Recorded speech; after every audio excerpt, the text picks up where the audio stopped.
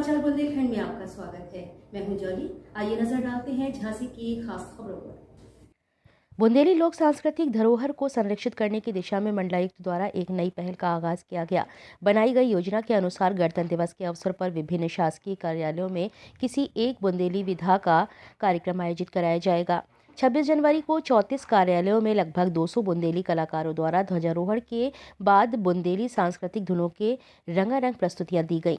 बुंदेलखंड की लोक कलाओं व कलाकारों के संरक्षण एवं उत्थान के इस सिलसिले को आगे बढ़ाने की दिशा में मंडलायुक्त डॉक्टर अजय शंकर पांडे द्वारा किए जा रहे प्रयासों के क्रम में उन्होंने कहा कि राष्ट्रीय पर्व पर स्थानीय लोक कलाकारों को आमंत्रित कर उन्हें सम्मानित करने व अपनी प्रस्तुतियां देने का अवसर दिया जाना आवश्यक है। बुंदेलखंड में राई, डिमरियाई, आल्हा, मोनिया, लोक गायन वादन, स्वाग नृत्य, बांसुरी वादन आदि की प्रस्तुतियां दी गई। मंडलायुक्त ने निर्देश दिए कि भविष्य में प्रत्येक राष्ट्रीय पर्व पर कलाकारों के उत्साहवर्धन के लिए झांसी कलाकारों को अपनी प्रस्तुति देने का अवसर प्रदान किए जाएंगे। इस आशय की स्थायी व्यवस्था बनाए जाने के लिए आदेश निर्गत किए गए हैं, जिससे इन कलाकारों को मान सम्मान के साथ रोजगार सृजन भी होगा।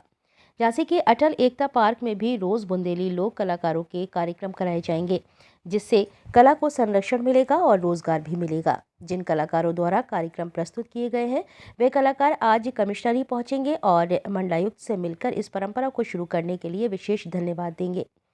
कलाकारों ने बताया कि उनके द्वारा किए गए कार्य बतौर संबंधित अधिकारियों द्वारा पुरस्कार में जो धनराशि दी गई है उससे परिवार का भरण पोषण भी हो सकेगा।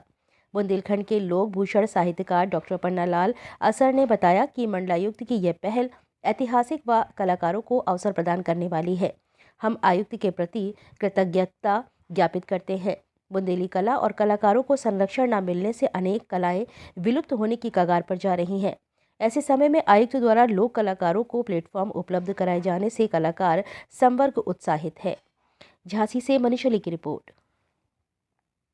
देखिए, बुंदेलखंड क्षेत्र और विशेष रूप से हमारा जो झांसी मंडल है वो लोक कलाओं की दृष्टि से बहुत ही उर्वर क्षेत्र है। लेकिन मैंने ये महसूस किया कि यहाँ की कला को और यहाँ के कलाकारों को समुचित संरक्षण और प्रोत्साहन न मिलने की वजह से ये कलाएं जो उनको स्थान होना चाहिए उस स्थान पर नहीं पहुँच पा रही हैं और धीरे धीरे विलुप्त होती जा रही हैं। इसलिए हमने यहाँ पर कार्यभार ग्रहण करने के बाद एक अभियान चलाया कि ऐसी लोक कलाओं को और ऐसे लोक कलाकारों को चिन्हित किया जाए और उनका एक डॉक्यूमेंटेशन कराया जाए और सबके लिए परफॉर्म करने के अवसर सृजित किए जाएं। हमने ये निर्णय लिया कि जितने भी हमारे राष्ट्रीय पर्व होते हैं उस दिन हर सरकारी कार्यालय में कोई न कोई बुंदेली कलाकार अपनी कला का प्रदर्शन अवश्य करे।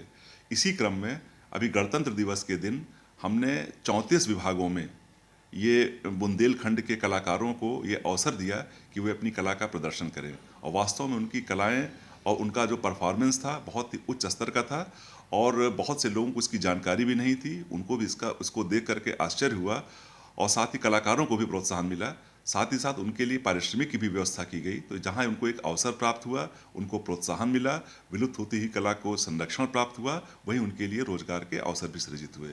इसी तरह का एक निर्णय हमने लिया है कि अटल एकता पार्क हमारे यहाँ भी नया लोकार्पित हुआ है। वहाँ अटल एकता मंच की स्थापना की गई है। वहाँ भी हमने ये व्यवस्था कराई है कि प्रतिदिन उस अटल एकता मंच पर कोई न कोई बुंदेली कार्यक्रम का जो परफॉर्मेंस है वो वहाँ पर दी जाएगी और उसका जो पारिश्रमिक होगा, उसका जो भुगतान होगा वो टिकट में ही इनबिल्ट है और उस कलाकार को उसे दे दिया जाएगा। 500 से 1000 लोग उस अटल एकता पार्क में आते हैं, वो अपना भ्रमण भी करें, अपना मनोरंजन भी करें और वो उस कला को देख भी सकते हैं। इससे कलाकार को भी प्रोत्साहन मिलेगा और कला का संरक्षण भी होगा।